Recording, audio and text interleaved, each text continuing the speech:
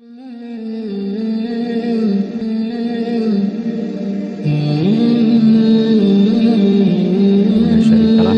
wa asyhadu anna Muhammadan abduhu wa rasuluh la nabiyya ba'dah. Allahumma shalli wa sallim wa barik ala nabiyyina Muhammad wa ala alihi wa ashabi ajmain wa ba'd. Ikhwan dan akhwat, ayah bunda yang dirahmati Allah SWT, ustadz ustadzah yang mudah-mudahan kita semuanya diberkahi Allah SWT. Berbahagia sekali pada kesempatan pagi ini. Ini kalau di Jogja pagi ini cerah banget ya. Saya di luar ini sedang di posisi perjalanan. Jadi ini penuh dengan sinar matahari ya. Luar biasa cerahnya pada kesempatan pagi hari ini. Mudah-mudahan secerah itu pula masa depan dakwah kita. Bapak Ibu yang dirahmati Allah SWT, tema yang kita bahas pada kesempatan pagi hari ini itu adalah, kalau kita lihat dari segi waktu gitu ya, ini termasuk tema lama kalau istilah kita ya. Di Ustadz Ade Khalifah ini 30 tahun yang lalu sudah biasa ngomongin tema ini gitu. Jadi ini bukan tema baru, ini tema lama. Di mana ada masanya, pada masa-masa itu kita semuanya aktif dalam proses pembinaan, aktif menjadi murabi, aktif menjadi murabiyah, dan itu membuat kita semuanya menjadi sangat kuat nilai-nilai intrinsik. Karena kalau kita hanya menjadi mutarobi, misalnya saya dibina ya, Ustadz Ade membina saya mutarobi beliau. Itu kalau saya cuma ikut forum pembinaan bahwa saya menjadi mutarobi yang dibina, itu berarti saya hanya mendapatkan kesempatan perbaikan itu sekali dalam sepekan. Sepekan sekali kita ketemu dalam forum pembinaan, saya dibina, saya mendapatkan materi, saya mendapatkan arahan, saya mengikuti berbagai program, gitu. Maka saya mendapatkan kesempatan pembinaan itu hanya sepekan sekali di forum yang saya ikuti itu. Begitu saya mulai membina kelompok halakoh, satu misalnya, maka pada waktu itu saya mulai mendapatkan kesempatan dua kali untuk mendapatkan pembinaan itu. Sepekan saya sebagai peserta, dan sepekan lagi satu kali dalam sepekan, dan satu kali lagi saya sebagai seorang murabi di situ. Jadi dua-duanya adalah forum pembinaan. Saya dibina dan saya membina. Itu dua-duanya adalah forum pembinaan pada diri saya. Itu apabila saya pegang satu kelompok. Berarti sepekan dua kali saya mendapatkan forum pembinaan itu, dan saya mendapatkan kesempatan terbina itu dalam diri saya. Kalau saya pegang dua kelompok halakoh yang saya bina setiap pekannya, maka berarti tiap pekan saya mendapatkan kesempatan pembinaan diri saya itu tiga kali. Nah, jadi sahabat sekalian, ayah bunda, ikhwan akhwat, kalau Ustadz Agus Sugeng di Wes Gorontalo Bayan, ya, itu beliau eh, eh, eh, mendapatkan cari ganti dua profil iki piye? puluh delapan ya, 28 Kilo lagi Bu Piai muncul terus. Mas Arief. Ustadz Ade di mute semuanya ya Ustadz ya, Ceng picture ki ya? di mute semua peserta ya Ceng Ustadz Ade. picture ki ya? Ceng. Victor ya, Jal. Ada orang kosongin Bisa Victor. Ki Pak jenenge masuk. Ustadz Ade bisa di mute. Baik, terima kasih. Jadi teman-teman sekalian, kalau Ustadz Agung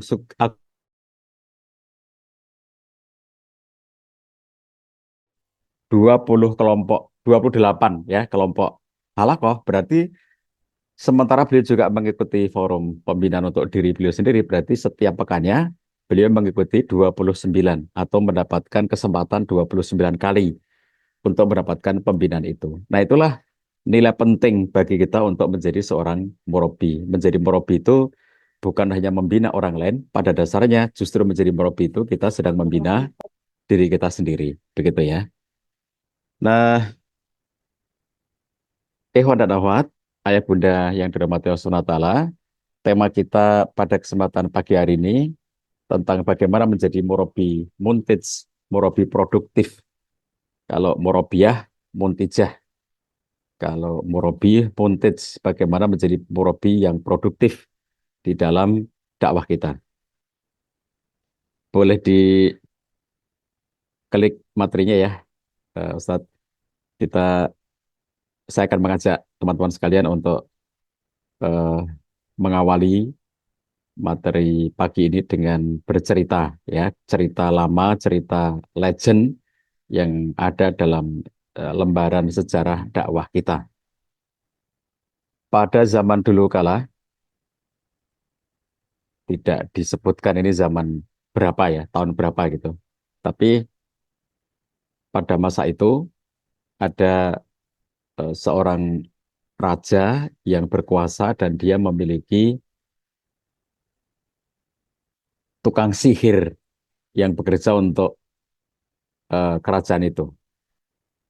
Di masa tukang sihir ini sudah tua, maka dia mengusulkan kepada raja agar melakukan proses kaderisasi, yaitu dengan mencari pengganti seorang anak muda yang diproyeksikan untuk mengganti dirinya. Karena dia sudah tua, dia sudah merasa bahwa waktunya sudah tidak lama lagi, maka dia butuh seorang kader yang menggantikan. Dan tentu namanya kader itu harus seorang yang muda gitu ya, yang lebih muda dari dirinya, karena nanti posisinya adalah untuk mengganti dirinya gitu. Lalu raja mengabulkan permintaan itu dan dipilihlah seorang anak muda. Nah, si anak muda ini setiap harinya dia harus belajar. Nah, di sini dia menjadi binaan dari tukang sihir. Dia ngaji ya setiap hari kepada tukang sihir itu. Jadi diturunkanlah ilmu-ilmu sihir untuk mengkader anak muda ini, yang anak muda ini nanti diharapkan menjadi menggantikan posisi dirinya sebagai tukang sihir kerajaan. Nah, Alkisah ketika si anak muda ini mulai pembelajarannya, mulai ngaji secara resmi, program pemerintah dibiayai oleh pemerintah, berangkat dari rumah menuju ke tempat pembelajarannya itu, dia melewati tempat tinggal dan tempat ibadah seorang rahib. Nah, begitu dia ngelewat rumah rahib itu, dia singgah dan kemudian mendengarkan ajaran sang rahib. Sampai karena dia ketemu dengan seorang murabi di tengah jalan itu ya, dan dia ngaji di situ, menyebabkan dia terlambat sampai di sekolah formal ya, tempat belajar ilmu sihir itu di kerajaan. Nah, kita ingat kisahnya, kalau dia terlambat datang, dia dihukum, dipukul lah dia. Kemudian ketika pulang, si anak ini, anak muda ini, itu juga singgah lagi di tempat rahib itu. Jadi dia merasa ajaran rahib ini sangat menarik. Sehingga akhirnya sehari dia 2 kali. Pagi ketika mau berangkat belajar formal di rumah sang tukang sihir itu di kerajaan, itu melewati rumah rahib, dia mampir, dia mendengarkan tausiah, lalu kemudian ketika pulang dari belajar formal, sebelum sampai rumah, dia pun belajar lagi kepada rahib itu. Nah, dampaknya ketika pulang, dia pun terlambat sampai di rumah. Ayahnya memukulnya. Jadi berangkatnya terlambat, pulangnya juga terlambat. Next, klik lagi. Nah, inilah yang kita lihat ya. di dalam kisah eh, yang sangat terkenal ini, rahib ini punya kemampuan daya pikat yang luar biasa.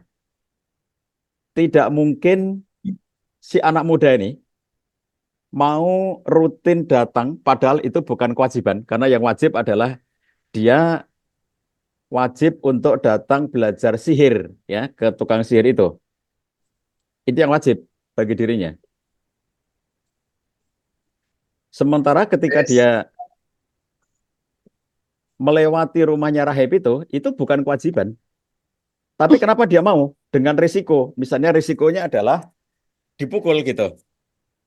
Jadi dia kalau terlambat datang ke tukang sihir dipukul, kemudian terlambat pulang juga dipukul. Jadi ketika dia hadir, kemudian mendengarkan, menyimak pertama kali ya dia datang ke rahib ini, itu langsung tertarik. Buktinya apa? Buktinya nanti sore dia datang lagi. Buktinya besok pagi dia datang lagi. Buktinya setiap hari dia 2 kali datang ke tempat rahib ini gitu. Nah ini contoh bagaimana dalam waktu yang sangat singkat rahib ini bisa membuat si anak muda menjadi mau belajar, mau mendengarkan tausiah secara rutin, bahkan ketika harus menempuh risiko gitu. Next, sekali lagi. Nah kita tahu akhir dari kisah ini ya, Bapak Ibu, Ikhwan dan Akhwat, kita tahu bahwa akhirnya adalah dia harus memutuskan karena ajaran-ajarannya bertentangan ya antara ajaran tukang sihir dengan ajaran rahib. Ini beda banget gitu. Jadi seorang santri, seorang mutarobi ngaji kepada 2 orang murabi gitu ya. Jadi yang satunya mengajarkan sihir, satunya mengajarkan ilmu tauhid. Dan rupa-rupanya sang pengajar tauhid yaitu sang rahib itu sedemikian sedemikian pandai dan piawai gitu di dalam eh, mengajarkan sehingga akhirnya anak muda ini tertarik gitu dan kemudian selalu meminta untuk dia boleh datang setiap harinya 2 kali itu. Lalu tibalah masa di mana dia harus menguji mana yang benar ya. Ini yang kemudian kita perhatikan, kita menyebut anak muda ini dengan gulam ya, anak muda pembawa risalah iman yang dikader oleh 2 guru sekaligus, 2 murabi sekaligus. Nah, jadi ketika kemudian dia mulai harus memilih, kita kemudian tahu bahwa akhirnya dia meminta kepada Allah agar ditunjukkan ya, dan akhirnya kita ingat kisahnya ketika ada binatang yang melintas di jalan dan mengganggu, dia lempar binatang itu dengan doa kepada Allah seperti mubahalah gitu. Kalau rahib yang benar dan tukang sihir itu yang salah, biarlah binatang itu mati. Dan ternyata binatang itu mati. Dari situ kemudian dia yakin kalau begitu rahiblah yang benar. Nah, kisah-kisah selanjutnya kita kemudian menjadi tahu bahwa akhir dia harus menghadapi risiko-risiko. Di antaranya adalah kemudian dia dihukum mati oleh raja ya, dan kita ingat kisahnya ketika mau dihukum mati itu dia minta agar dikumpulkan dan masyarakat ya menyaksikan hukumannya itu, dan ketika si Hulam ini akhirnya meninggal dunia dalam hukuman itu, maka seluruh masyarakat yang menyaksikan itu mengatakan amanah birobbi hazal gulam, kami semuanya beriman dengan Tuhannya pemuda ini. Dia syahid, tetapi dampaknya adalah semua warga masyarakat itu menjadi beriman kepada Allah SWT. Nah, kisah ini menunjukkan kepada kita ya, contoh yang saya kira di zaman kita sekarang ini menjadi mudah sekali untuk kita pahami, bahwa kalau kita punya murid ngaji, itu belum tentu dia itu ngaji hanya kepada kita saja gitu ya. Bisa jadi dia juga ngaji kepada orang-orang lain, guru-guru lain. Mungkin saja dia ngaji kepada ustadz-ustadzah yang lain lagi gitu. Jadi kalau kita perhatikan dalam kaitan dengan satu orang murid yang dia belajar kepada banyak guru itu, di antara yang menyebabkan murid ini betah dan akhirnya memilih guru tertentu ya, seorang guru itu adalah karena dia merasa sang guru itu menarik bagi dirinya. Itu titik sentuhan awal.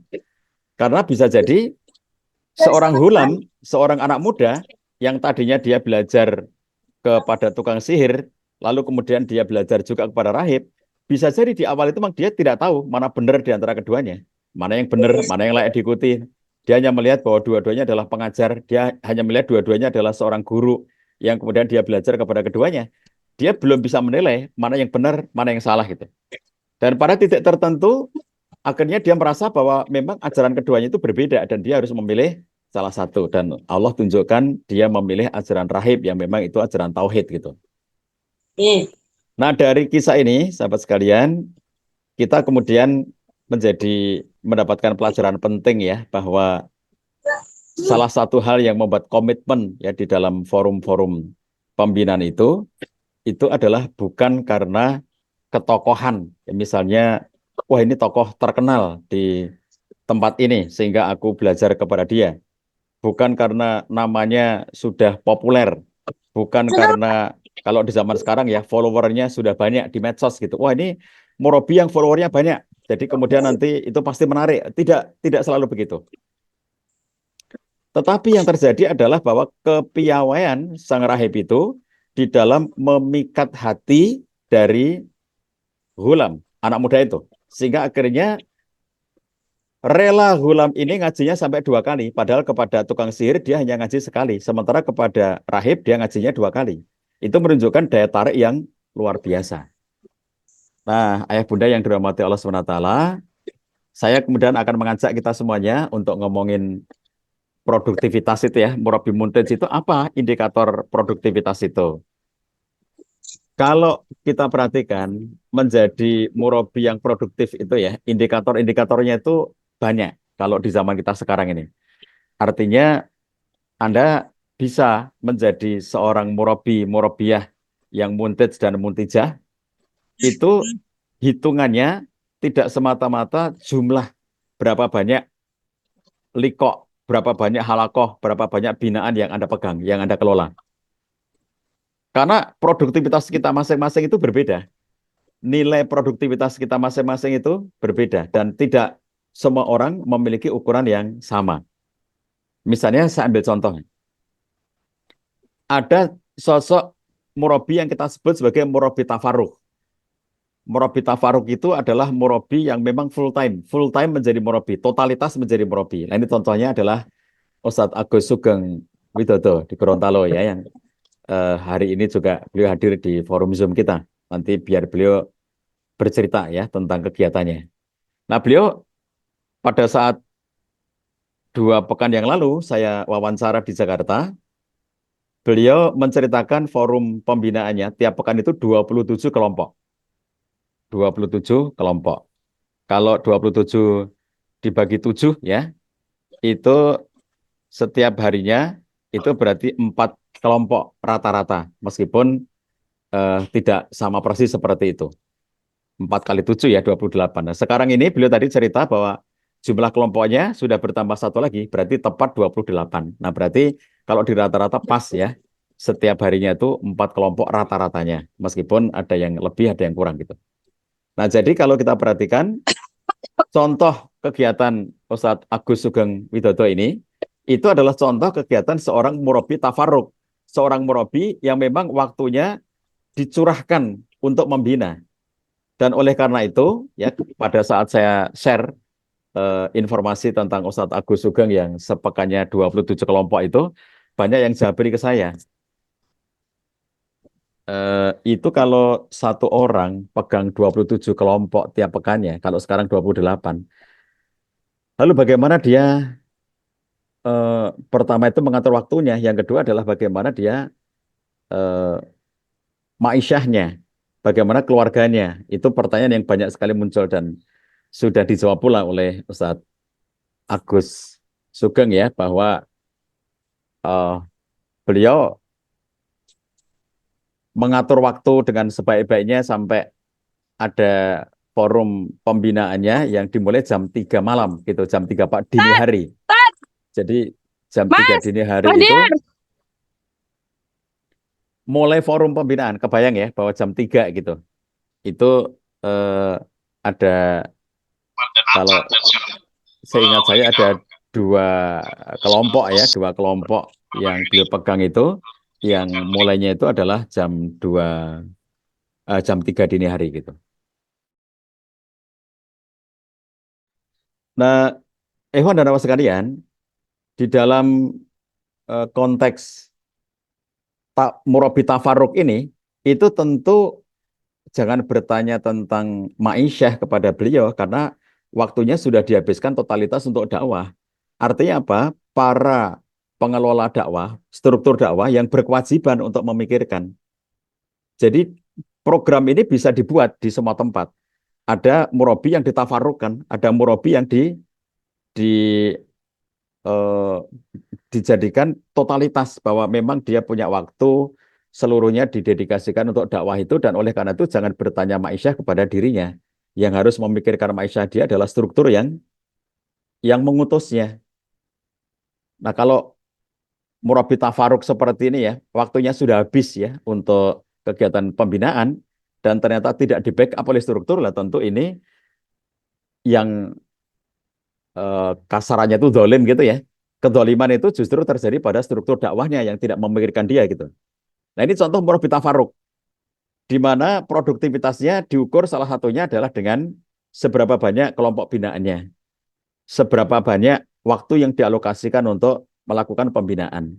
Ini contoh-contoh murabi tafaruk.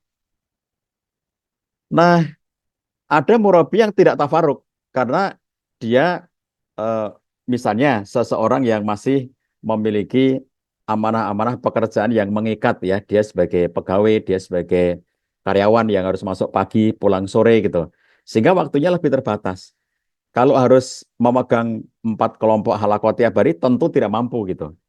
Nah, untuk mereka yang tidak tafaruk ini, itu nilai produktivitasnya tentu tidak diukur hanya dari jumlah kelompoknya, tetapi dari berbagai hal yang bisa dilakukannya. Bahkan ada di antara kita itu yang memang dia tidak secara langsung ikut terlibat dalam proses pembinaan itu karena kemampuan yang terbatas.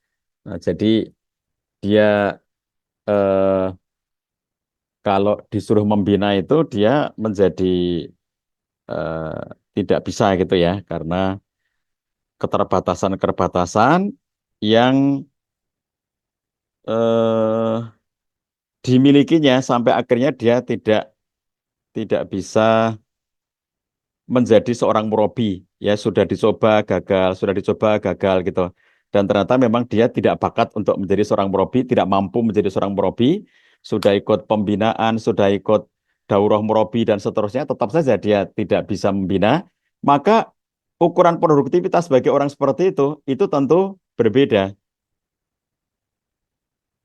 Eh,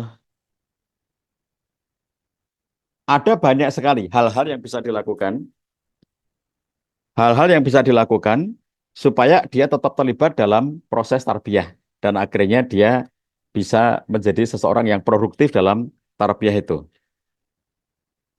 Di antaranya, ini saya sampaikan beberapa ya,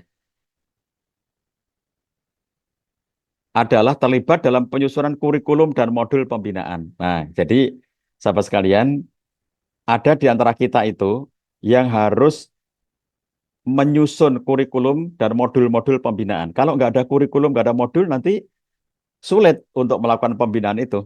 Nah, maka harus ada pihak yang seperti ini gitu ya. Nah, siapa mereka yang menyusun ini? Tentu basicnya adalah murabi. Jadi basicnya adalah dia sudah pernah membina. Karena kalau dia tidak pernah membina, maka juga tidak bisa untuk menyusun modul dan kurikulum itu.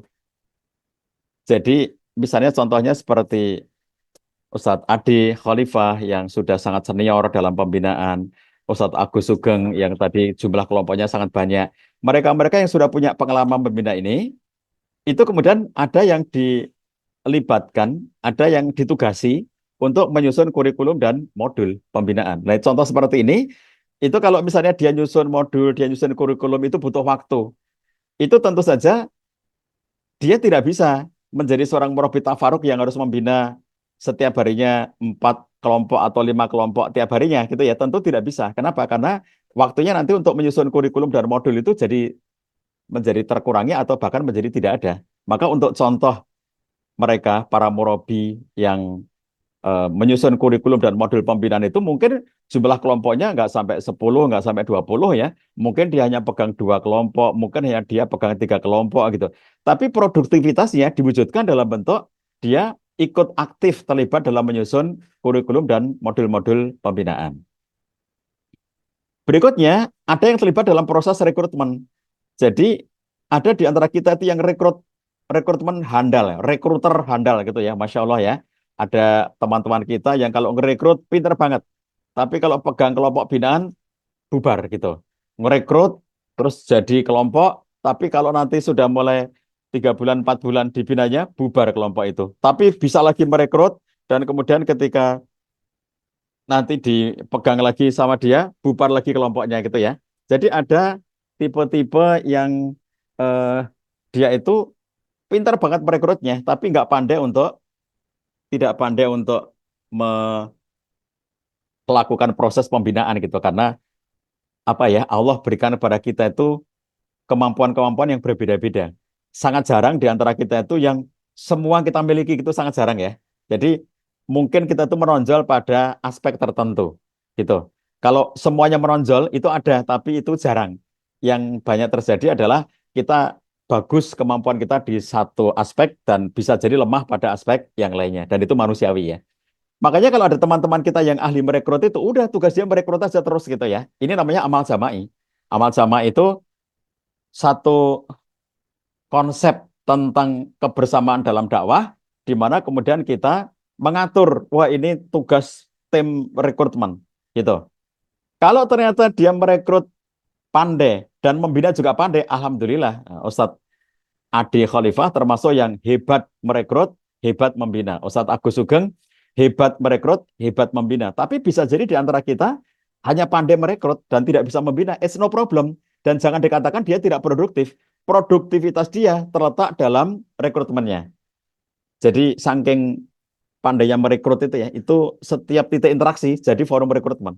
Ketemu orang di jalan jadi rekrutmen, ketemu orang di warung jadi forum rekrutmen, teman duduk di kereta api jadi tempat rekrutmen, teman duduk di pesawat ya itu bisa direkrut dalam dakwah dan seterusnya. Titik interaksinya selalu menimbulkan rekrutmen itu karena memang hebatnya dia pada sisi rekrutmen. Nah mereka itu menjadi produktif karena memang ditugasi untuk merekrut. Sementara untuk membina setelah dia merekrut nanti dipegang forum pembinanya oleh para murabi yang lainnya. Nah bisa jadi ada di antara kita nggak bisa merekrut, tapi kalau membina hebat.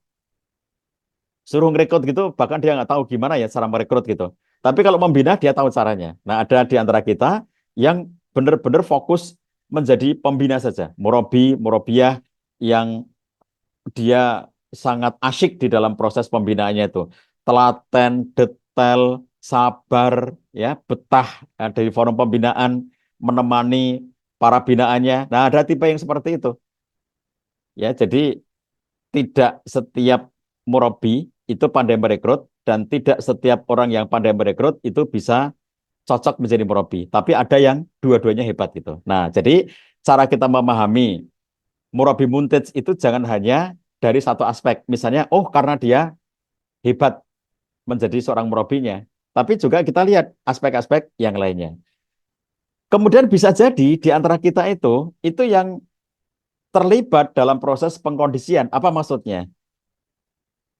Jadi ada di antara tugas di dalam tarbiyah itu ya, itu mengajak teman-temannya, misalnya ini kuliah, teman-teman satu angkatannya, ayo siapa mau ngaji gitu.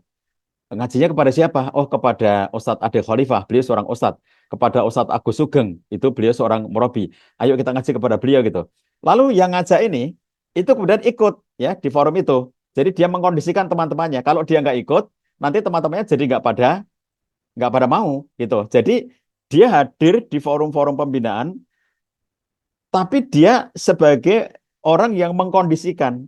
Dia tuh kayak menjadi magnetnya, menjadi spirit, ya, semangatnya gitu ya. Jadi begitu kemudian dia mengajak teman-temannya, teman-temannya pada semangat, oke, ayo kita datang gitu di pengajian, ayo kita datang di forum pembinaan gitu ya. Nah itu kalau kemudian dia tidak datang, itu nanti teman-temannya juga tidak mau datang. Nah makanya kehadiran dia itu menjadi kunci dari terlaksananya forum pembinaan itu. Ada yang merekrut komunitas ya, misalnya Anda punya satu komunitas kegiatan something, apakah hobi, apakah olahraga, terus ngajak teman-temannya, ayo ngaji, ngaji, ngaji gitu. Mau teman-temannya itu, ada 10 orang mau ngaji gitu. Terus mereka bertanya, ngajinya kepada siapa gitu. Oh itu kepada Ustadz ini, dibawalah ke rumah Ustadz Ade dan mau ya. Mereka itu akhirnya mau. Tapi mereka mau itu karena Anda yang mengajak. Nah itu adalah contoh bagaimana seseorang itu terlibat dalam pengondisian. Mungkin dia hanya membina satu kelompok halakoh, tapi ternyata dia terlibat dalam beberapa forum halakoh yang lainnya, forum pembinaan yang lainnya, sebagai pihak yang mengkondisikan. Karena kehadiran dia itu menjadi penyemangat bagi anggota kelompok yang lainnya. Itu contoh ya bahwa ini adalah tugas yang tidak bisa diremehkan. Makanya ini harus dihitung. Ini produktif ya. Produktivitas karena dia ikut terlibat di dalam mengkondisikan. Kemudian ada yang terlibat dalam proses evaluasi dan supervisi. Mentarbiyah itu nggak hanya datang tiap pekan, terus kemudian menyampaikan materi, kemudian melakukan kegiatan-kegiatan, ya, Eh, ada mabit, ada rehlah, ada Lailatul Katibah dan lain sebagainya. Bukan hanya itu, tapi dalam tarbiyah itu ada proses evaluasi. Bagaimana kondisi mutarabinya, bagaimana kondisi pencapaian-pencapaian karakter yang diinginkan ya setiap jenjangnya itu. Nah, kadang-kadang untuk sosok murabi yang sangat sibuk ya, yang sangat banyak binaannya seperti misalnya Pak Agus, itu mungkin akan menjadi kesulitan apabila dia juga harus dibebani dengan proses-proses evaluasi yang detail. Nah, oleh karena itu ada pihak yang membantu mengevaluasi bagaimana pencapaiannya, bagaimana penerimaan dari para mutarabi itu dan dia berada pada level seperti apa ya dari proses tarbiyahnya itu. Itu adalah bagian dari evaluasi dan supervisi. Kemudian berikutnya lagi ada tugas ya yang di mana seseorang itu terlibat dalam menciptakan lingkungan tarbiyah. Apa yang dimaksud dengan lingkungan tarbiyah? Gini, lingkungan tarbiyah itu gampangnya begini.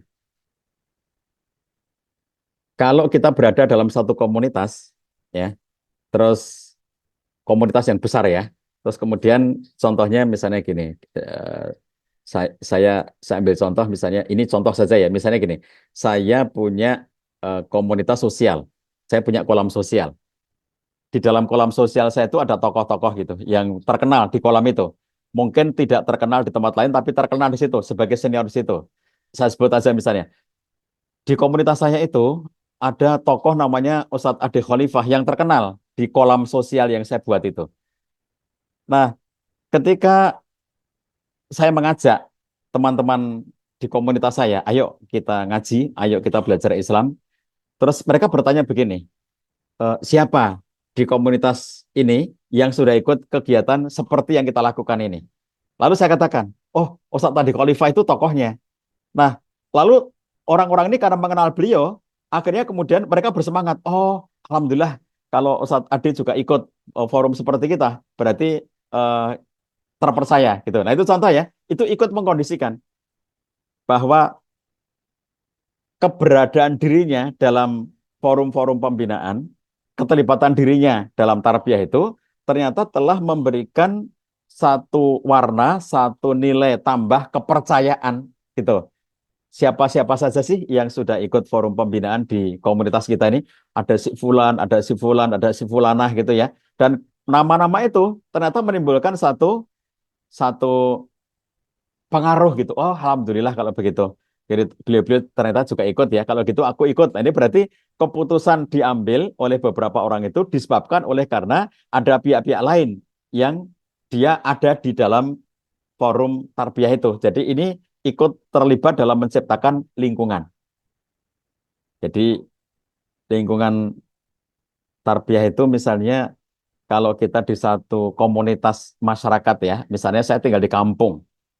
Nah, kampung tempat saya tinggal itu misalnya, kemudian di sana ada beberapa orang yang kemudian aktif mengajak warga masyarakat lainnya untuk ikut tarbiyah, ikut forum pembinaan. Terus orang-orang kampung itu bertanya, siapa saja di kampung kita ini yang sudah ikut forum seperti kita? Lalu orang yang ngajak ini bilang, ini ada Pak Cah, di sana ada Pak itu, di sana ada Pak itu, di sana ada Bu itu, di sana ada Bu itu, di kampung ini. Nah, itu namanya lingkungan, di mana kemudian orang-orang, oh kalau beliau-beliau itu saya ikut juga, gitu ya. Ini contoh ya, satu lingkungan pembinaan. Kemudian ada di antara kita yang memang dia sangat tepat untuk ngurusi kepanitiaan teknis, bikin daurah, ya, bikin mabit, bikin mukhoyam, bikin kegiatan-kegiatan aneka jenis untuk berlaksananya forum-forum pembinaan itu. Itu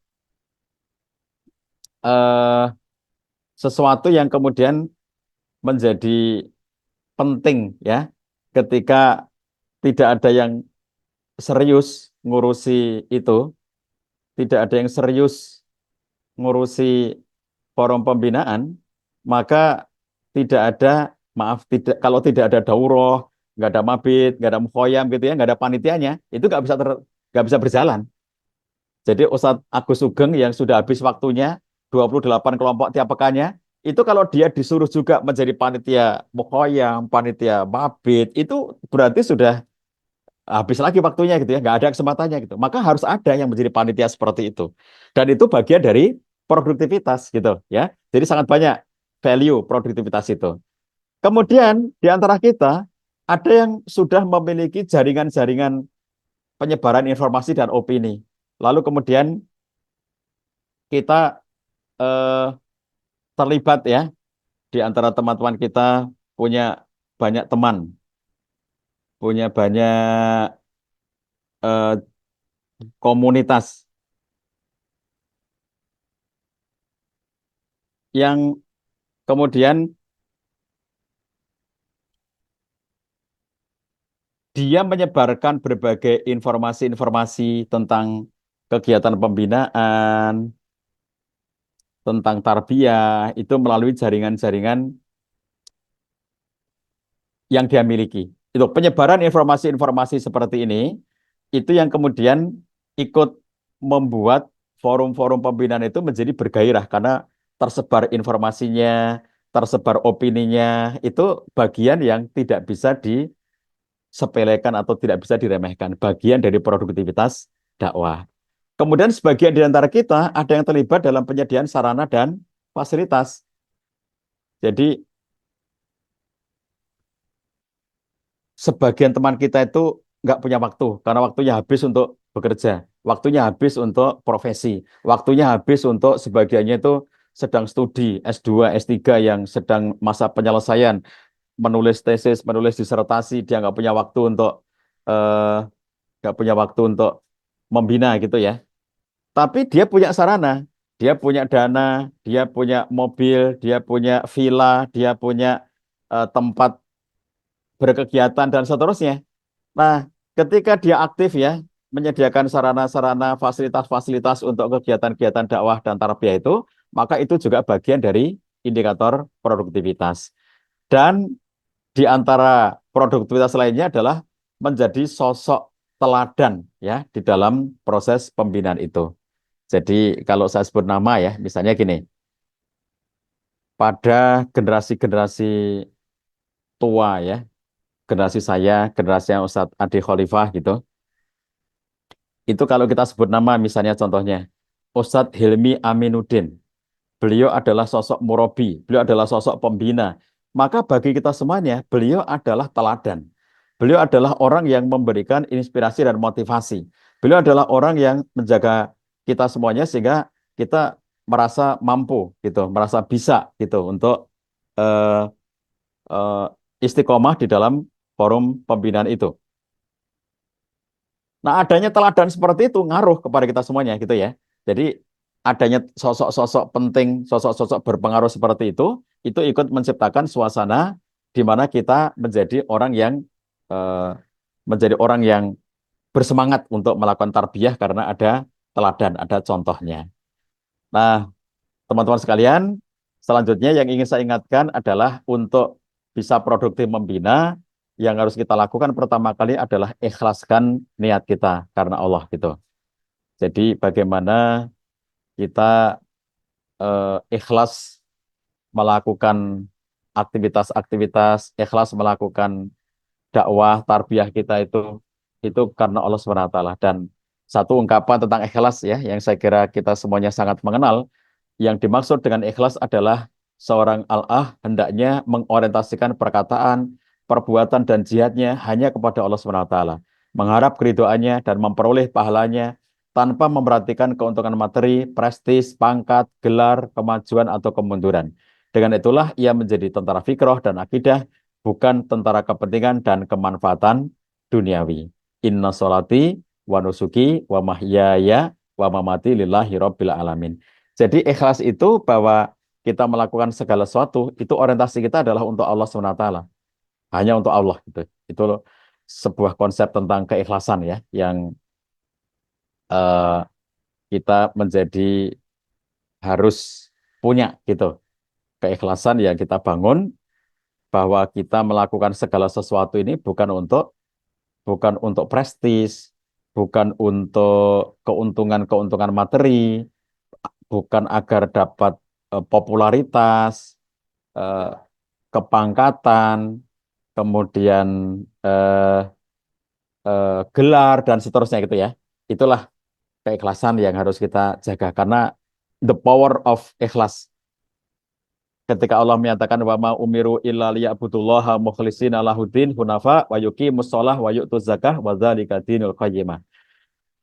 Manusia itu nggak disuruh kecuali agar mereka menyembah Allah dengan memurnikan ketaatan kepadanya dalam menjalankan agama dengan lurus. Jadi yang kita lakukan itu adalah upaya untuk memurnikan ketaatan, ya. Jadi kenapa berdakwah, kenapa membina, kenapa melakukan aktivitas rekrutmen, kenapa melakukan aktivitas-aktivitas untuk eh, kegiatan-kegiatan rutin yang kita lakukan itu semuanya adalah dalam konteks untuk supaya semakin kita bisa menunjukkan ketaatan kepada Allah SWT.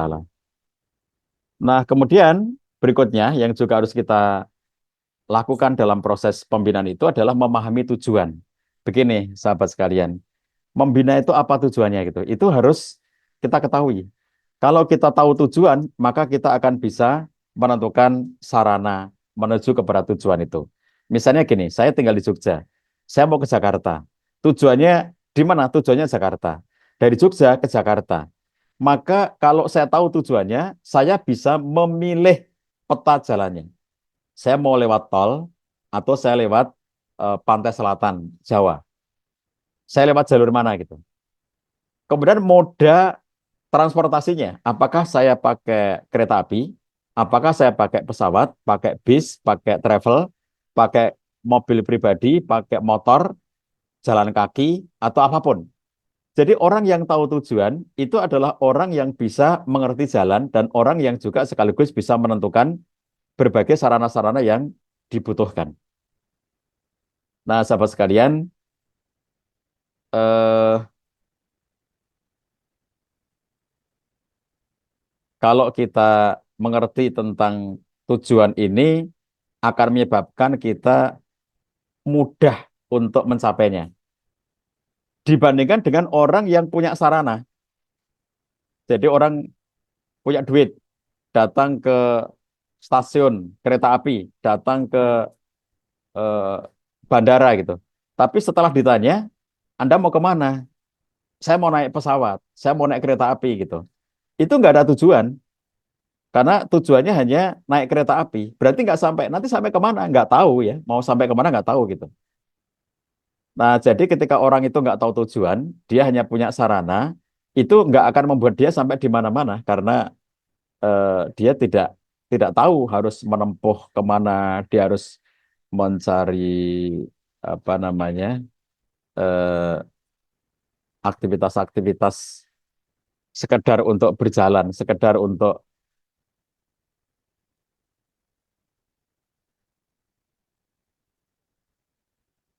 sekedar untuk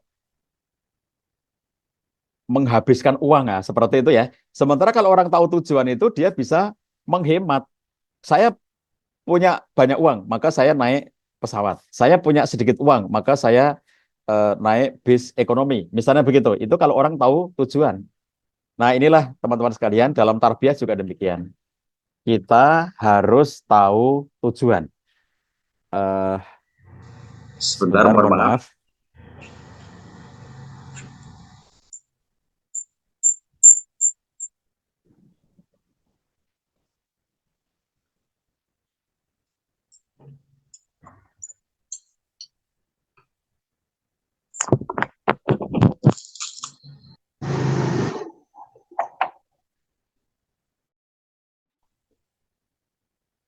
Maaf ya, saya pindah device.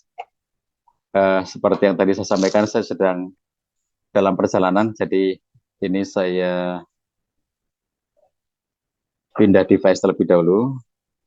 Mohon dimaafkan.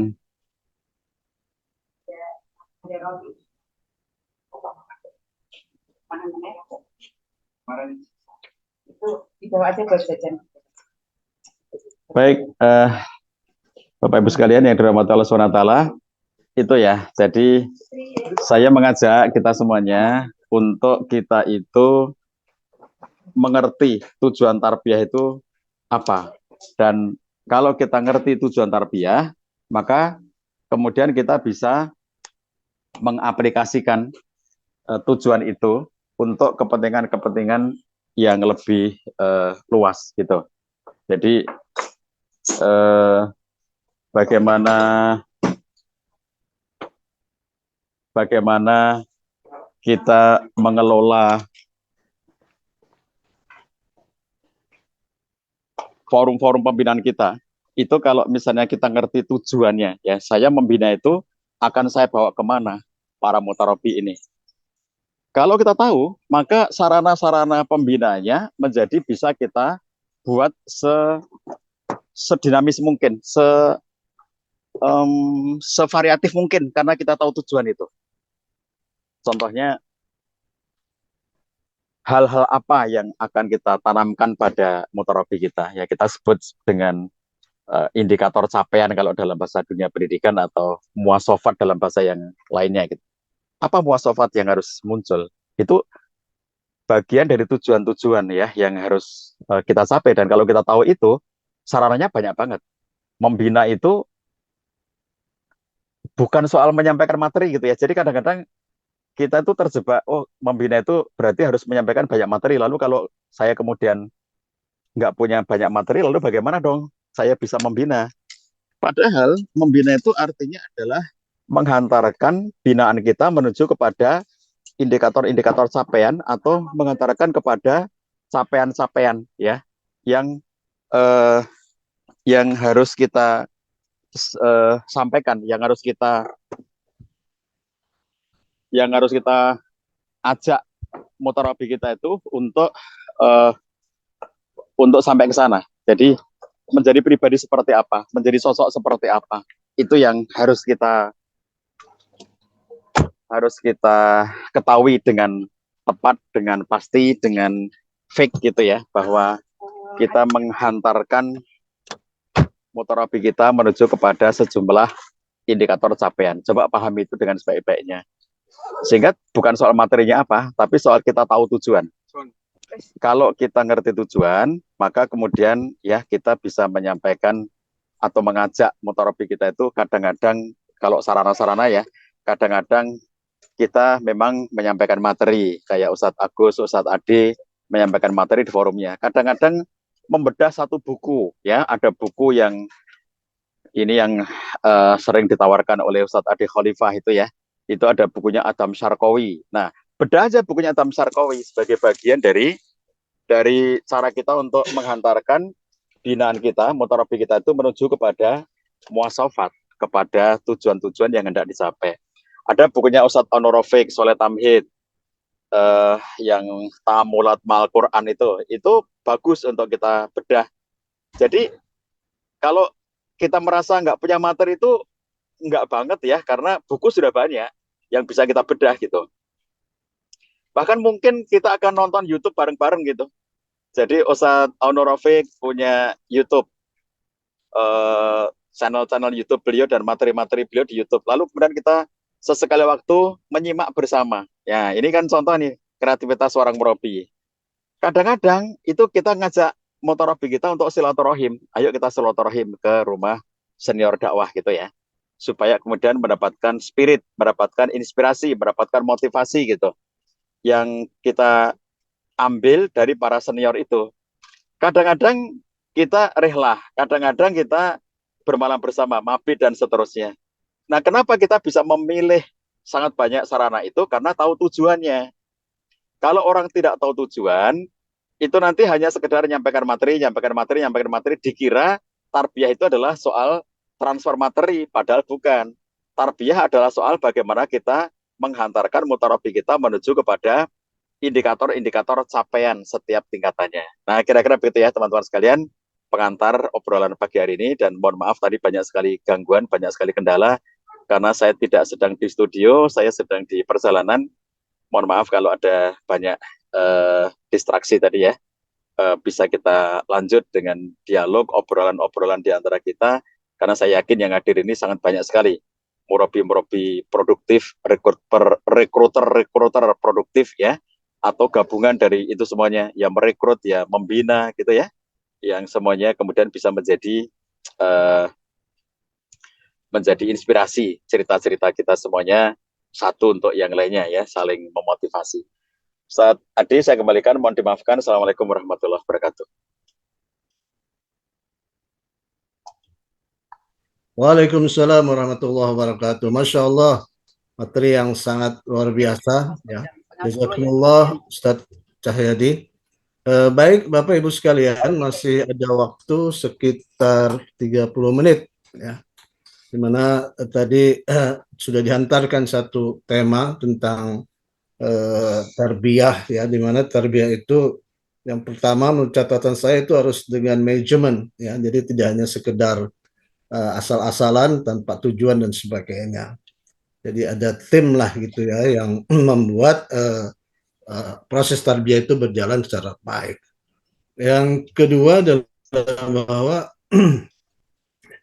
tarbiyah ini bukan sekedar memberikan materi ya, tetapi adalah mengantarkan ya seorang mutarabi untuk mencapai ukuran-ukuran tertentu dari indikator-indikator pencapaian tarbiyah. Kalau dulu ya kita itu masih berpikir tentang tarbiyah, leko, alaqah itu ya menyampaikan materi, sehingga kadang-kadang terjadi seorang murabi yang merasa kehabisan materi, Pak Cah.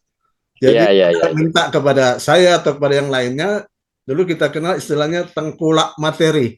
Kulakan materi, ya. Kulakan materi, ya. Nah, insya Allah sekarang saya pikir dengan kemajuan ya berbagai hal, termasuk dalam literasi, media dan sebagainya, ya, sehingga tarbiyah ini lebih mudah. Baik, ini sudah ada yang raise hand ya, untuk bertanya. Ya, yakni dari Pak Rahmat, ya, kemudian ada lagi nggak ini, ya. Oke, ya, silakan Pak Rahmat untuk menyampaikan pertanyaan atau tambahan materi. Monggo, silakan dibuka itunya, voice-nya. Ini saya ingin tanya ke Ustaz Agus Sugeng Widodo. Masya Allah. Saya sangat tertarik dari berita yang terkirim di WA Group terkait bisa membina 27, bahkan sekarang 28 bisa naik 28.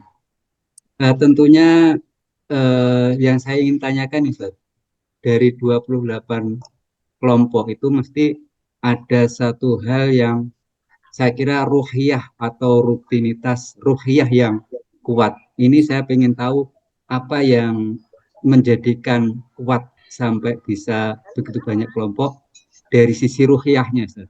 Amalan rutinnya, Ustaz Agus ini apa, Ustaz? Itu yang ingin tahu. Kalau saya kira kalau materi yang sudah terjawab semua, materi atau maisah dan lain-lain sudah terjawab semua. Cuman yang menguatkan dari sisi ruhiyahnya, Ustaz. Saya ingin tahu apa gitu rahasianya. Baik, insya Allah itu. Maka Ustaz Agus. Baik, terima kasih. Assalamualaikum warahmatullahi wabarakatuh. Waalaikumsalam warahmatullahi Bersyukur wabarakatuh. kepada Allah dengan mengucapkan Alhamdulillahirabbil alamin, bersolawat kepada Nabi dengan mengucapkan Allahumma sholli ala Sayyidina Muhammad wa ala ali Sayyidina Muhammad. Yang saya hormati, saya muliakan Ustadz Cahyadi Takaryawang sebagai murabi guru kita, Ustadz Ade Khalifah, yang saya hormati dan saya muliakan serta seluruh Ustadz Ustadzah yang dirahmati oleh Allah Subhanahu wa taala. Sebenarnya apa yang saya lakukan hingga kemarin pekan ini saya tambah satu grup lagi, itu bukan kerja Ade sendiri. Benar sekali apa yang dikatakan Ustadz Cahyadi Takaryawang, karena itu adalah supporting dari semua pihak ya, termasuk dari struktur DPD, DPW, mereka memberikan kesempatan saya untuk membina di mana saja dibebaskan lah, kira-kira begitu. Karena ini secara regulasi saya tidak ada yang saya lawan lah kira-kira. Jadi kita tidak offset karena saya sudah diizinkan oleh kaderisasi DPW. Juga ikhwah-ikhwah yang lain, misalnya yang paling menonjol itu ada pejabat DPD RI itu memberikan bantuan mengkafalai seorang sopir sehingga beliau membantu Ani, karena ada dari ujung ke ujung itu setiap hari itu harus disopiri. Kawarnya setelah sopir sendiri memang juga agak kurang fokus untuk mengurus ini, dan juga dukungan dari teman-teman yang lainnya. Cuma ini Ustadz kita tadi yang menanyakan tentang ruhyah, astagfirullahaladzim, mudah-mudahan ini bukan sebuah riya, hanya sekedar motivasi. Pertama ya tentu saya namanya tahajud tidak pernah putus ya, itu satu ya. Lalu saya sholat sunnah itu misalnya kayak lohur itu totalnya itu kalau di masjid itu sampai 14 rakaat ya. Ba'diyah tahiyatul masjid, ba'diyah 4, qobliyah 4 gitu ya, dengan luhurnya itu 6. Terus kemudian saya saumnya juga saum Daud, hari ini saya juga puasa gitu ya, besok tidak gitu. Dan itu semua mutarobi tahu semua, kalau sudah tidak puasa mereka selalu menyiapkan makanan buat saya lah gitu. Dan gitu ya, dikir al-maksurat pagi dan petang dimanapun saya berada, lalu saya terus tilawah, saya menjaga rata-rata per hari 2 juz sudah. Kita di mobil kalau nggak tidur ya tilawah, kalau nggak tilawah ya al-maksurat, ya zikir. Setelah saya sholat saya membaca Asmaul Husna ya, selalu saya baca. Karena saya ini hanya ibarat wayangnya, itu saya dalangnya Allah Subhanahu wa taala, maka saya sebut-sebut nama dalangnya supaya saya diberikan kekuatan. Karena memang kalau dipikir secara logika akal biasa, saya tuh sering tidak tidur itu hampir 52 jam ya, karena dari hari Senin pagi sampai Rabu malam itu tidak ada istirahatnya gitu ya, terus berjalan, sehingga driver itu berapa kali sudah ganti. Mudah-mudahan yang terakhir ini yang dibantu oleh senator kita itu bisa bertahan, karena padahal pada saat saya ngasih materi beliau saya suruh istirahat gitu ya, tapi Masya Allah karena memang karena jaraknya dari ujung ke ujung itu juga capek. Nah ini saya nanti juga selesai sholat Jumat ini lanjut, karena yang paling banyak itu hari Selasa. Jadi Pak hari Selasa itu saya 7 kali ngisi, dan hari Sabtu besok itu 6 kali. Saya mulai dari jam 3 nanti berakhir jam 10 malam itu. Dan itu jaraknya ratusan kilo gitu ya. Kalau hari Jumat, Sabtu, Ahad itu di Gorontalo pesisir selatan, kalau selain Selasa, Rabu itu di sisir pantai utara itu. Jadi itu dua sisir pantai utara dan selatan yang kita sisir, selain ya di kota di sekitar rumah. Jadi ketika kemudian kita sudah terhubung dengan Allah, seluruh amalan sunnah kita jalankan, maka semuanya menjadi ringan. Kadang-kadang saya juga bingung, kita juga ngomong biasa, kenapa kemudian orang pada menangis? Sepertinya nggak ada yang saya ngomongkan yang istimewa itu nggak ada gitu ya. Ya kemarin itu yang ini sekitar cerita pengalaman yang atau yang Liko terakhir saya bentuk yang ke-28 itu, dia adalah guru-guru satu sekolah SMA.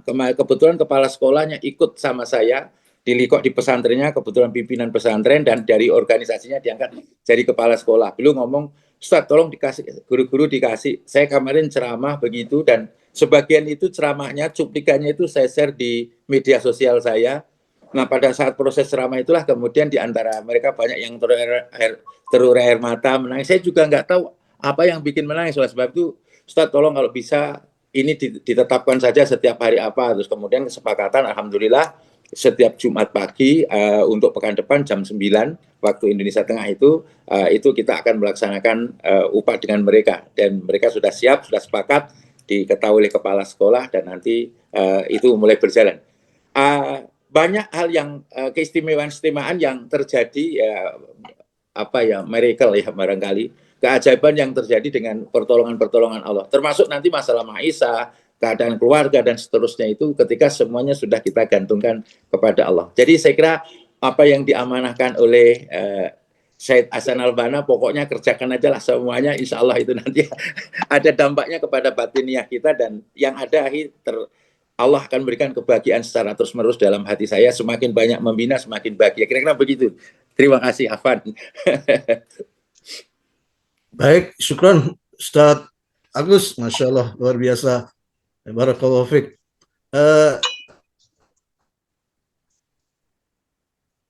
Kita lanjut chat ya. Ini bagaimana dakwah di daerah yang bagaimana menghadapi kader yang kecewa terhadap qiyadah. Ya, kemudian yang ketiga, upah yang mutarabbinya membawa anak kecil. Jadi ini sering membuat tidak fokus dan konsen. Yang keempat, bagaimana mensikapi murabbi yang pemarah.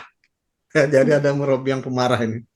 Baik, begitu ya Pak Cah ya. Mungkin nanti kalau kurang jelas bisa diulang kembali. Monggo silakan Pak Cah. Ada boleh Gorontalo. Assalamualaikum. Gimana Ustadz Ade, gimana, ada yang mau bicara nih? Assalamualaikum. Ustadz Ade, diberi kesempatan. Halo, Assalamualaikum. Ya. Halo Ustadz Ade. Halo. Ustadz Manaf baik, Abidin kita Hamzah, namanya. Pak, dari Gorontalo itu mau bicara, barangkali beliau. Iya, itu Ustadz Ade yang mempersilahkan, dikasih kesempatan apa enggak? Ustadz Manaf Hamzah, Ya. Ustadz Ade, beliau adalah anggota DPR di provinsi. Ustadz Manaf Hamzah dari Gorontalo juga beliau. Ya, itu Ustadz Abidin Hamzah. Monggo silakan. Maka silakan. Monggo silakan, tadi yang sudah langsung bersuara Ustadz Ya, Abidin ya. terima kasih. Monggo silakan. Ya, Assalamualaikum warahmatullahi wabarakatuh. Waalaikumsalam warahmatullahi wabarakatuh. Alhamdulillah, alhamdulillah. Allahumma salli ala sayyidina Muhammad sallallahu alaihi wasallam. Ustaz Cah yang saya hormati, Ustaz Agus, Ustaz, Bapak Ibu sekalian yang sama dirahmati Allah. Dari Gorontalo, saya Manaf. Memang benar saya ini adalah muridnya Ustaz Agus di awal-awal gitu. Allah. Kita di Gorontalo itu tinggal mendoakan ya, insya Allah bisa Ustaz Agus diberikan videonya, Ustaz.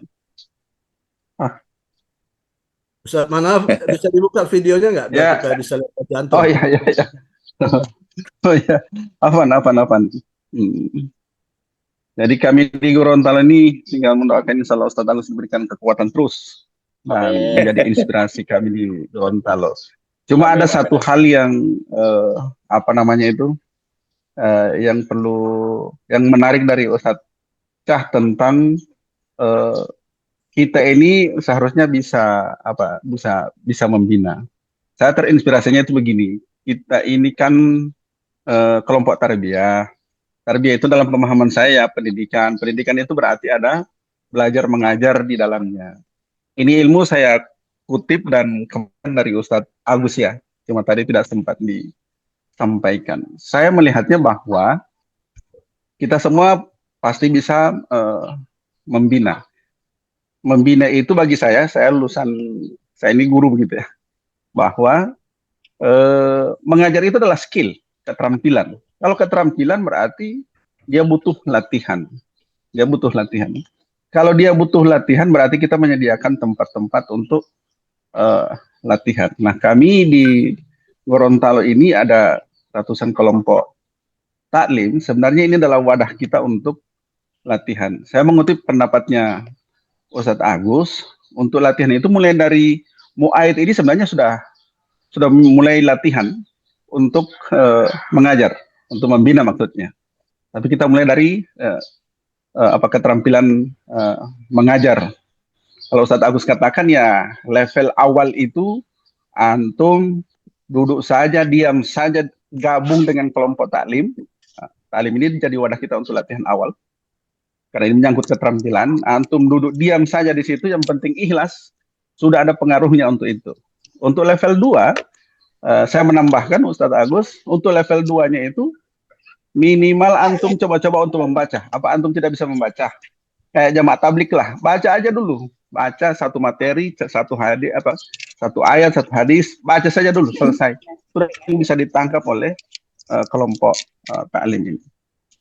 Setelah itu level 3 ya mulai mengomentari apa yang dibaca tadi. Begitu kan? Kemudian level selanjutnya, sehingga latihan ini akan berlangsung terus, sehingga saya lihat memang sebenarnya semuanya bisa membina.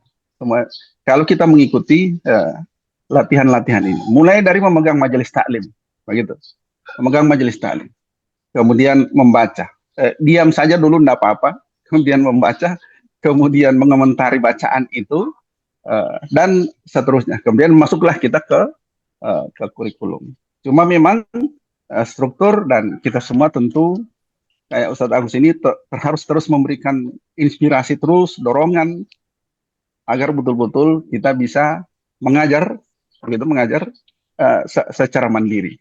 Saya kira itu Ustadz, pikiran saya yang terinspirasi dari Ustadz Agus yang ingin mengatakan bahwa semua kita bisa membina.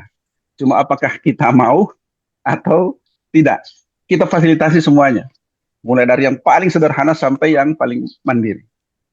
Terima kasih Ustadz. Assalamualaikum warahmatullahi wabarakatuh. Waalaikumsalam warahmatullahi wabarakatuh. Jadi Pak Hamzah ini Ustadz, mungkin sedikit informasi Ustadz. Ustadz Manap ini mempunyai 95 majelis taklim Ustadz. Masya Allah. 30 sampai 90. Dia sekitar 4.500 anggota majelis taklimnya beliau ini. Masya Allah. Makanya kemarin beliau suaranya terbanyak kedua. Masya Allah. Alhamdulillah. Ya. Ya, itu aja. Luar biasa. Baik di Pak Cah. Ya, Pak Ustadz. Jadi kita kembali banyak masalah khilafiyah ya, khususnya di Jawa Timur ini. Ya, pertama kalau kita lihat Enggak baca. Ya Ustadz, kalau kita perhatikan Jadi prinsip dakwah di kita perhatikan ya monggo. Prinsip dari proses dakwah itu sifatnya adalah kita berpikir untuk menyatukan. Jadi kita mulai dari hal-hal yang menghindari khilafiyah.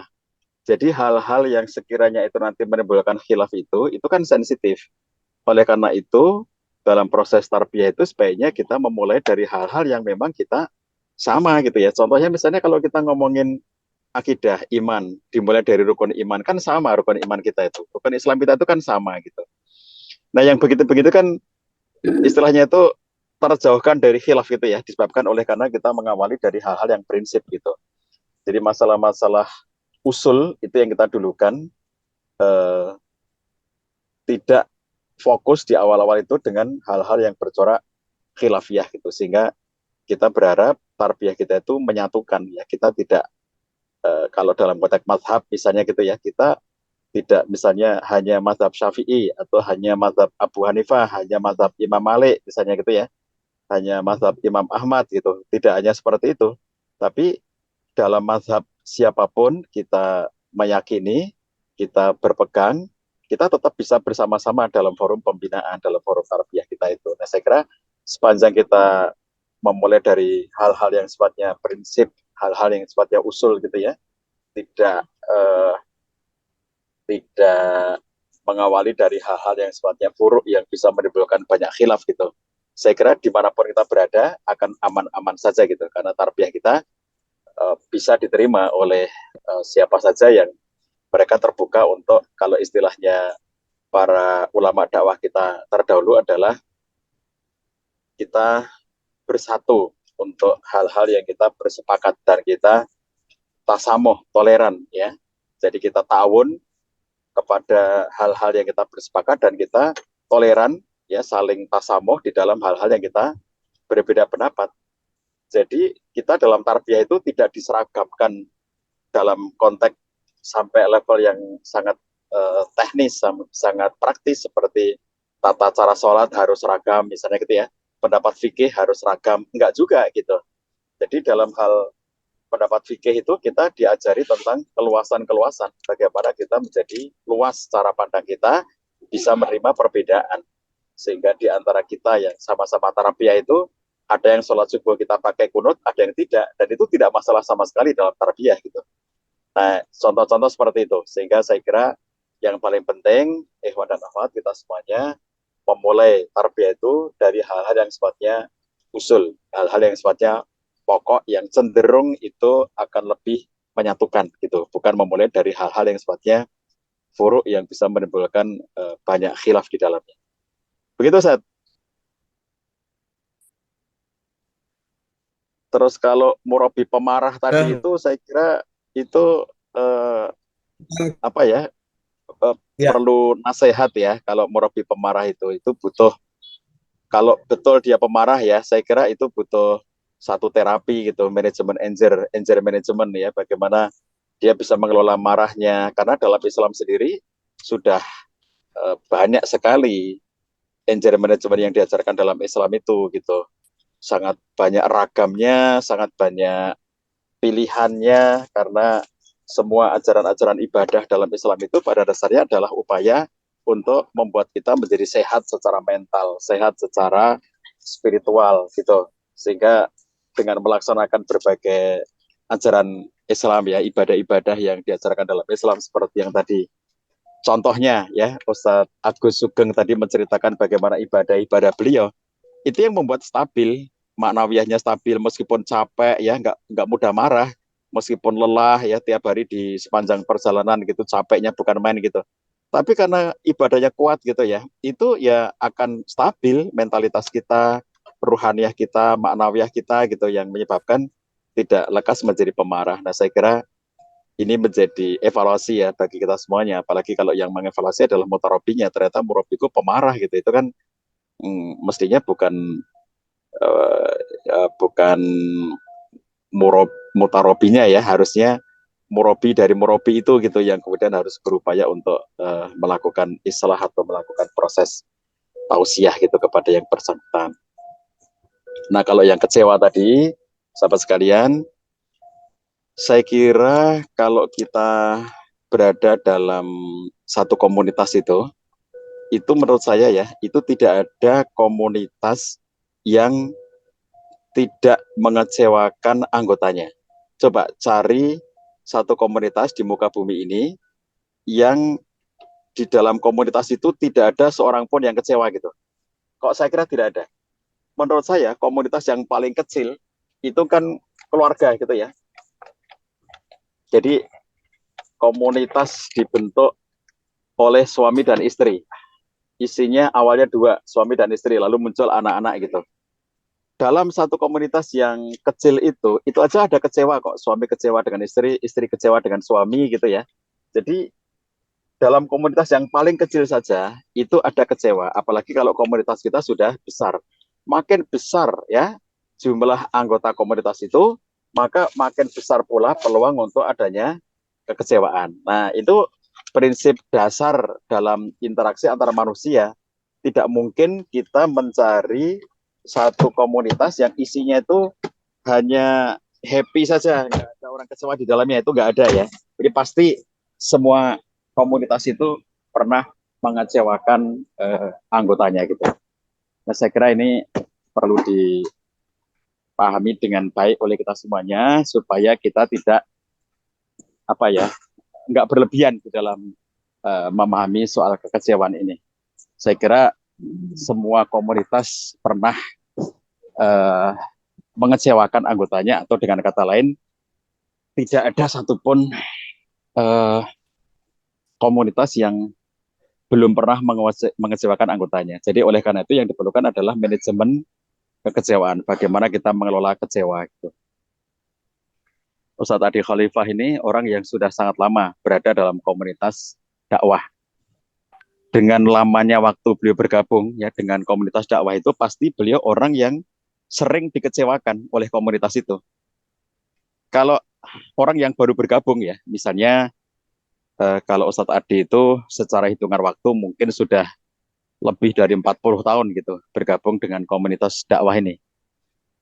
Itu kalau dibanding dengan orang yang baru sebulan ya bergabung itu mungkin belum pernah dikecewakan. Orang yang baru sebulan bergabung itu tidak pernah dikecewakan karena baru bergabung. Yang bergabungnya baru setahun ya mungkin sedikit kecewanya gitu. Tapi kalau sudah lebih 20 tahun, lebih 30 tahun, bahkan kayak Ustadz Adi Khalifah itu lebih 40 tahun gitu. Berbagai pengalaman-pengalaman dalam komunitas dakwah, interaksi dengan anggota-anggota komunitas dakwah, itu pasti beliau pernah merasa dikecewakan. Jadi makin lama umur kita berkomunitas itu, makin panjang pula sejarah kita untuk mengalami kekecewaan gitu. Nah, jadi saya kira prinsip penting untuk memahami bahwa semua ya komunitas itu pasti pernah menimbulkan kekecewaan itu harus kita pahami supaya kita tidak merasa bahwa kok saya kecewa ya itu ya. Itu bahwa semua komunitas pasti pernah mengecewakan anggota komunitasnya. Yang kedua, kalau kita misalnya saya merasa kecewa, itu berarti saya cinta kepada komunitas saya itu. Kalau saya kecewa kepada istri saya, itu artinya saya cinta kepada istri saya. Kalau Anda sebagai istri kecewa dengan suami Anda berarti cinta kepada suami Anda. Kecewa itu muncul akibat dari adanya harapan kita yang tidak sesuai dengan realita. Saya punya harapan, saya punya ekspektasi, dan ternyata harapan saya, ekspektasi saya itu tidak menjadi kenyataan gitu ya. Berarti yang kemudian menimbulkan kekecewaan gitu. Nah, jadi teman-teman sekalian, kecewa adalah tanda cinta. Seandainya ada seorang istri mengatakan, udahlah aku nggak punya harapan kepada suamiku, terserah dia mau ngapain, aku nggak peduli lagi padanya gitu. Dia mau kayak apapun, aku nggak peduli lagi karena aku sudah nggak bisa lagi berharap padanya. Aku tidak lagi punya harapan apapun kepada suamiku. Nah, kalau ada istri yang begitu, mungkin dia nggak kecewa karena tidak punya harapan apa-apa gitu. Sudah hilang rasa cintanya, sudah hilang harapannya gitu. Nah, kalau kita tuh masih punya harapan kepada komunitas dakwah ini, kita punya harapan, ekspektasi ya, yang ternyata tidak sesuai, lalu kita muncul kecewa. Nah, ekspektasi kita, harapan kita itu menandakan kita masih punya rasa cinta. Nanti kalau kita sudah mengatakan, ulah terserah, lu mau ngapain juga gue gak peduli gitu. Kalau sudah mulai begitu berarti cintanya sudah hilang. Dan kalau cintanya sudah hilang ya mungkin sudah nggak ada kecewa lagi gitu ya. Nah, saya kira tinggal pengelolaan saja gitu. Bagaimana kita memanage, mengelola kecewa itu di dalam bingkai komunitas dakwah kita. Begitu Ustadz Ade. Baik, Pak Cah, syukron. Ini kita masih ada waktu sekitar 12 menit ya untuk sampai nanti akhir dari pertemuan kita. Mungkin ada yang resen untuk langsung bertanya kepada Pak Cah. Silahkan. Masih ada waktu 11 menit. Baik, kalau tidak ada, ini ada dua pertanyaan di room chat Pak Cah. Yang pertama adalah Murabi agak kecewa dengan para mutarabinya karena mutarabinya itu bikin grup tersendiri tanpa melibatkan murabinya. Itu yang pertama. Yang kedua adalah Murabi merasa ada kadar-kadar tertentu binaannya yang itu dia merasa bahwa dia tidak punya kemampuan untuk membina, sehingga sulit ketika diberikan pelatihan-pelatihan dalam pembinaan dalam membina. Tunggu baca, silakan. Ya, Ustadz. Jadi itu contoh dinamika kelompok ya, bahwa ada mutarabi kreatif itu namanya. Dulu di zaman terdahulu itu ada contoh mutarabi yang kudeta itu juga ada contoh itu Ustaz Ade. Jadi dia ngelihat murabinya itu kalau nulis materi dengan materi panah-panah pakai bahasa Arab itu tulisannya salah-salah gitu, tulisan Arabnya salah gitu ya. Terus kemudian murabi ini tampak kurang dalam ilmunya, kurang pandai menyampaikan gitu. Lalu ada seorang mutarabi yang memang dia punya pemahaman yang memang lebih gitu. Dia dari pesantren sehingga lebih ngerti bahasa Arab gitu ya. Sehingga dia bilang gini kepada mutarabinya itu, Ustaz, mulai pekan depan saya aja ya yang membina kelompok ini gitu. Nah dia mengkudeta murabinya itu gitu ya. Itu ya contoh dinamika-dinamika di dalam kelompok gitu ya. Nah bagaimana kita mensikapi hal seperti itu, ikhwan dan akhwat? Yang perlu kita lakukan adalah kita itu perlu membangun kedekatan hati. Itu yang namanya ta'liful qulub gitu ya, dengan mutarabi itu. Jadi makanya di antara kaidah dakwah yang disampaikan oleh Syekh Jum'ah Amin Abdul Aziz adalah at-ta'lif qabla at-ta'rif. Jadi kita harus membangun kedekatan dulu ya, ta'liful qulub dulu, baru kemudian menyampaikan ta'rif atau pengenalan terhadap ajaran Islam. Kita menyampaikan materi tarbiyah, kita memulai proses tarbiyah itu harus dimulai dari bagaimana kita membangun kedekatan hati, ta'liful qulub antara mutarabi dengan mutarabinya. Nah saya kira kalau ta'liful qulubnya ya, proses taklim itu terjadi dengan baik antara mutarabi dengan mutarabinya, itu akan bisa meminimalisir atau menghindari contoh-contoh kasus seperti yang tadi diceritakan bahwa mutarabi kecewa karena murabi kecewa karena mutarabinya membuat kelompok sendiri gitu ya. Padahal bisa jadi maksud mutarabi itu baik, tapi karena belum ada ta'liful qulub gitu. Contoh baik itu apa? Contohnya gini, murabinya sakit, terus masuk rumah sakit misalnya saja ya. Lalu kemudian sang mutarabi ini pengen, ayo kita munasoroh nih, kita bantu pembiayaan murabi kita yang lagi sakit itu nggak bisa dong dia ngomong di grup yang ada murabinya itu, lah kan nggak enak gitu ya. Lalu akhirnya ada seseorang inisiatif, ayo kita bikin grup sendiri tanpa murabi, gunanya supaya kalau kemudian ada kita mau bantu murabi kita itu lebih nyaman karena tidak ada beliau di dalamnya. Ini contoh ya, kan bisa jadi ada maksud baik seperti itu. Kenapa ada mutarabi yang membuat grup WA sendiri tanpa keberadaan murabinya di dalam grup itu gitu ya. Saya kira itu contoh salah satu value atau kemungkinan yang terjadi gitu. Nah, jadi saya kira kuncinya tetap kepada bagaimana ta'lif itu harus dibangun ya. Ta'liful qulub, ta'lif qabla ta'rif gitu ya, kata Syekh Jum'ah ya. Ustadz Adi dan Ustadz Agus Sugeng dan Ustadz semuanya, teman-teman, ikhwan akhwat semuanya, saya mohon dimaafkan. Ini saya sudah di bandara, Ustadz Adi, saya sudah mau boarding. Jadi saya minta maaf kalau tidak bisa menjawab pertanyaan-pertanyaan lainnya. Ini ada Ustadz Agus yang siap menjawab, Ustadz Adi bisa menjawab ya, mangga nanti pertanyaan yang belum terjawab, mangga bisa dibantu dijawab oleh Ustadz Adi dan Ustadz Agus, karena saya sudah persiapan boarding ya, saya sudah mau naik pesawat. Demikian, saya mohon dimaafkan atas segala kekurangannya. Bila taufik wal hidayah. Assalamualaikum warahmatullahi wabarakatuh. Waalaikumsalam warahmatullahi wabarakatuh. Fi amanillah Ustaz Cah. Baik, ikhwafillah, demikian ya untuk acara kita kali ini. Mungkin Pak Ustadz Agus ingin menjawab tentang bagaimana kader yang merasa tidak punya potensi untuk membina. Ya, sehingga ketika disuruh untuk membina itu nggak jalan ya halakohnya. Ya, silakan Ustadz Agus, Masya Allah. Iya, pertama terima kasih Ustadz Ade. Sebetulnya saya belum pantas menjawab pertanyaan karena itu buat beliau Ustadz Cah ya.